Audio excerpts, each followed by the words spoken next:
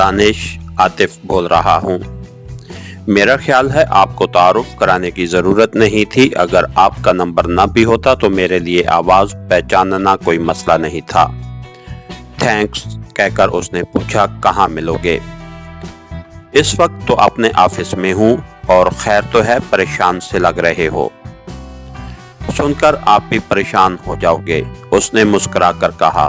तो करो ना परेशान, मैं तेरे पास ही आ रहा हूँ और फिर दानिश की मुंतजिर हूँ। सुनते ही उसने फोन बंद कर दिया। आधे घंटे बाद वो दानिश के सामने बैठा उसे सारी कहानी तफसील से सुना रहा था।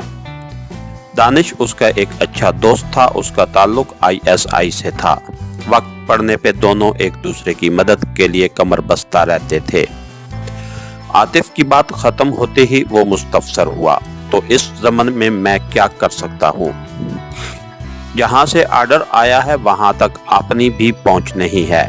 मुझे बस इन तीनों की निगरानी करवानी है, समझा नहीं? आज शाम की फ्लाइट से आप 3 आदमी भेजें जो इन तीनों की निगरानी करें, और उस वक्त तक उनकी निगरानी करते रहेंगे जब तक उन्हें किसी नए मिशन पे पाकिस्तान या किसी दूसरे मुल्क नहीं भेज दिया जाता। और फिर नई जगह का एड्रेस मुझे बताकर उनका काम खत्म हो जाएगा। अखराजात की फिक्र नहीं करनी। उसके लिए तो एक आदमी ही काफी है। इतना इकट्ठ करने की जरूरत क्या है? जरूरत है ना। हो सकता है ये आगे जाकर अलहदा हो जाएं और मुझे तीनों के एड्रेस चाहिए। ओके, और कुछ नहीं, बस एक कप कॉफी पिलवा दो। ओह सॉरी, मुझे ख्याल ही नहीं रहा, दानिश नदामत से बोला और इंटरकॉम उठाकर कॉफी का बताने लगा। कॉफी पीकर आतिफ ने इजाजत लेते हुए वापसी की राह ली। डेवी पार्टी की रिहाई उसकी खुददारी और अना के लिए एक ताजियाना थी, मगर वो मजबूर था। अगर सिद्दीकी साहब शफकत भरी डांट न पिलाता तो शायद वो उनकी गर्दन उतारने का मुर्तकिब हो चुका होता। दफ्तर में बैठकर वो काफी देर पाकिस्तानी की कानूनी सियासत पर गौर करता रहा।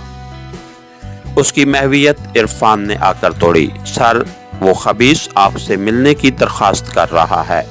कौन? कैदियों का सरगना मिस्टर डेविड। क्या उनकी रिहाई का वक्त हो गया है? उसकी आवाज में छुपा दुख बहुत नुमाया था। जी सर, आपने भाइयों जैसे सीनियर का दुख इरफान के लिए भी अनजाना नहीं था। वो और उसके दूसरे तमाम साथी भी उसी कैफियत में थे। आतिफ उनके लिए आइडियल की हैसियत रखता था, मगर इस जगह पर आतिफ भी बेदस्तोपा हो गया था। वो क्या करते? ले आओ, वो मुंतशिर बालों में उंगलियां फेरकर उन्हें दुरुस्त करता हुआ बोला, और इरफान सर हिलाते हुए बाहर निकल गया। Good evening mister Atif, Davy दफ्तर में दाखिल होकर चहका। जवाबन आतिफ ने सर हिलाने पे इक्तिफा किया था। वो बगैर पूछे कुर्सी संभालता हुआ बोला, मेजर रोहित से सुना था कि कोई आतिफ नाम का फर्द CI में है। अब ज़ियारत भी हो गई। आतिफ इरफान से मुखातिब होकर बोला, मेरी बात मुकम्मल होने तक अगर ये खड़ा ना हो जाए तो उसे उठाकर नीचे फेंक देना। जी सर कहकर इरफान कुर्सी पे बैठे डेवी की तरफ बढ़ा, मगर उससे पहले वो घबरा के कुर्सी छोड़ चुका था। मिस्टर आतिफ, ये क्या मजाक है आपके यहाँ मेहमानों से ये सलूक किया जाता है? मिस्टर, तुम मुजरिम हो, और जाते जाते मेरी ये नसीहत याद रखना, कोशिश करना दोबारा मेरा सामना ना हो, वरना खैर वो वक्त आने पे बता दूंगा। मिस्टर आतिफ अकेला चन्ना भाड़ नहीं फोड़ सकता। आतिफ ने पूछा, तुमने मिलने की ख्वाहिश की थी, क्या अपनी ताकत दिखाना चाहते थे? नहीं, वो हर पाकिस्तानी को वैसे ही मालूम है कि एक अमरीकी को पाकिस्तान में कितने हकूक हासिल हैं। बस आप जैसे कुछ जिद्दी इस बात को तस्लीम नहीं करते। बहरहाल मैं ऑफर लेके हाजिर हुआ था। सुन रहा हूँ।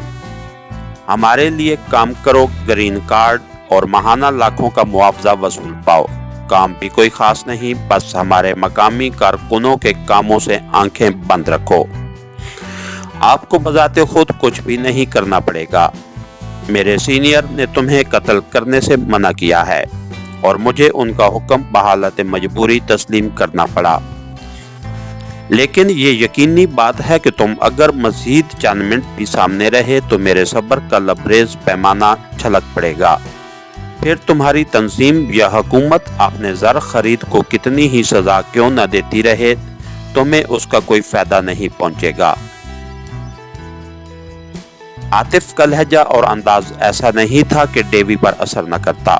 وہ باہر کی طرف قدم بڑھاتا ہوا بولا، okay, goodbye mister Atif, میں نے تمہارے بھلے کی بات کی تھی۔ عرفان بھی اس کے ساتھ باہر کی طرف بڑھ گیا، جبکہ عاطف ایک مرتبہ پھر گہری سوچوں میں کھو گیا۔ اس کے ساتھ ہی ہماری آج کے ایپیسوڈ کا اختتام ہوا۔ کہانی گھر چینل کو لائک کیجئے، سبسکرائب کیجئے اور بیل آئیکن کو پریس کر دیجئے تاکہ ہر آنے والی نئی ویڈیو آپ تک بر وقت پہنچ سکے۔ شکریہ۔